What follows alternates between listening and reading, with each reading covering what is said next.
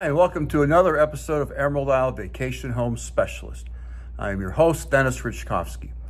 Some of you recognize me as the co-owner of Flip Flops Donuts, and some of you know me as your broker of real estate who specializes in waterfront and water view properties along the Crystal Coast, especially on boat banks and in my town of Emerald Isle, North Carolina. On this channel, you will find essential information from the inside scoops on buying and selling houses to how to live with the ocean, rivers, and sounds that define the Crystal Coast. Today's episode is all about what to expect from the upcoming 2022 hurricane season and why. Whether you visit here occasionally or live here full-time, getting to know about hurricane possibilities, hurricane preparation, and hurricane escape routes is a story worth telling.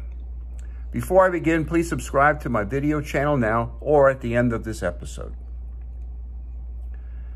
The 2022 hurricane season is fast approaching, and it looks to be another active one.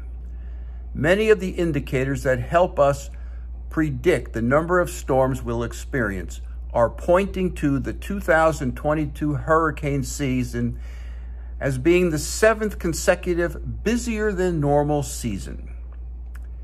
In their preseason forecast, Dr. Phil Klotzbach and his team at Colorado State University anticipate 19 named storms, 32% above average, 9 hurricanes, and 4 major hurricanes in the Atlantic Basin, which includes the entire Atlantic Ocean, the Gulf of Mexico, and the Caribbean Sea.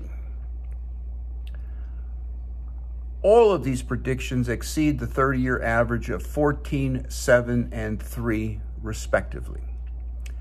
The Atlantic hurricane season starts on June 1st, and the Gulf of Mexico is already warmer than average, the result of a current of warm tropical water that is looping unusually far into the Gulf for this time of the year. It's called the loop current, and it's the 800-pound gorilla of Gulf hurricane risks. If you look at temperature maps of the Gulf of Mexico, you can easily spot the loop current.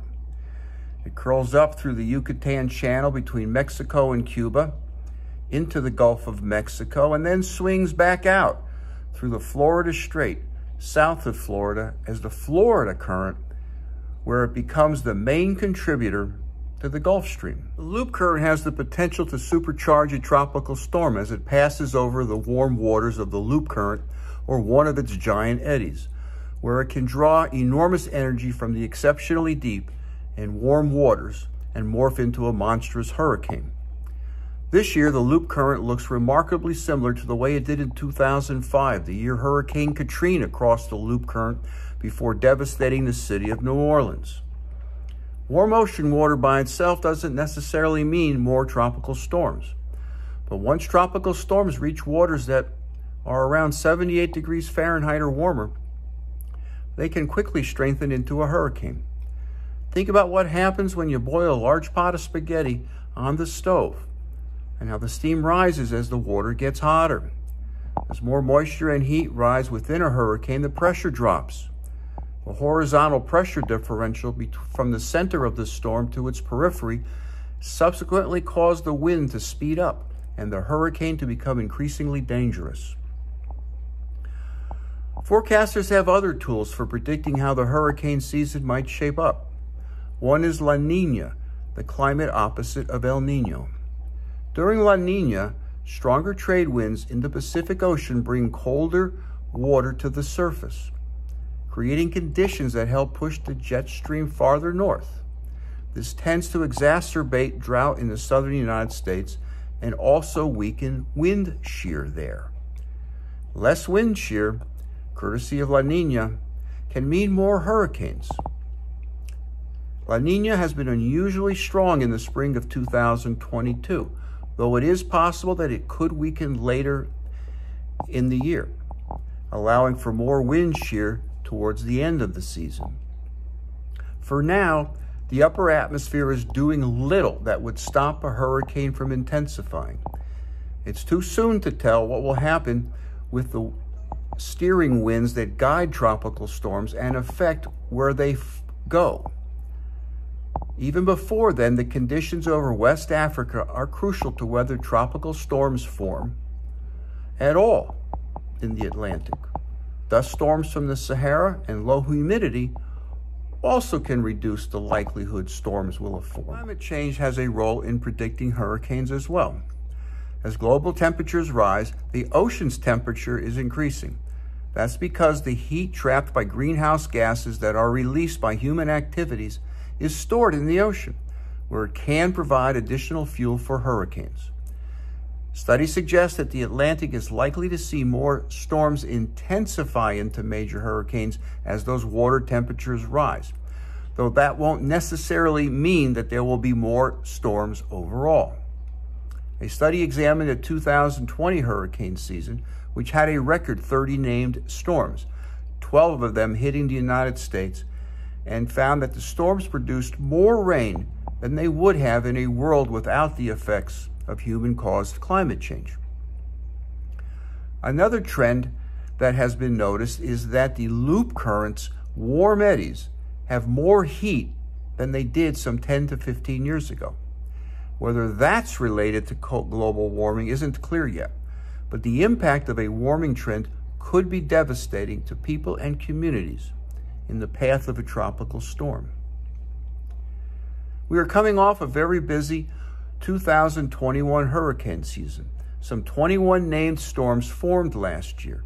7 of them became hurricanes, with 4 reaching major hurricane strength: Grace, Ida, Larry, and Sam. And the 2022 hurricane season is getting off to an early start. A tropical disturbance over the Gulf of Mexico has an 80% chance of developing into a tropical depression or storm over the next 2 to 3 days. The center of this storm is expected to reach the Texas coast by Friday or Saturday morning. Watches may be issued for portions of the Texas coast as soon as tonight or early Thursday morning. Now, we don't know where the next hurricane is going to land, but we do know that we can prepare for hurricanes, and one way to do so is to build a hurricane emergency kit. While non-perishable foods, water, flashlights, and batteries may be the most obvious items to place in that emergency kit, the first thing that should go into your go bag should be paperwork, like personal IDs, prescriptions, and titles to homes and cars. Also include a battery-powered radio, moist towelettes, garbage bags, face masks, a whistle to call for help, ponchos, and emergency blankets. With 19 storms predicted to form during what is looking like to be a busy hurricane season, the millions of people who live along the coast should be properly prepared. And this preparation includes knowing the best way to get out of Dodge when necessary. In areas like coastal Carolina, evacuation route signs guide motorists on how to get out in case of emergency. Even those who live along back bays rather than oceanfront should be planning ahead as well, seeing as how Hurricanes Michael and Florence proved that those areas can be just as impacted, if not more so, by flooding waters, wind, and rain.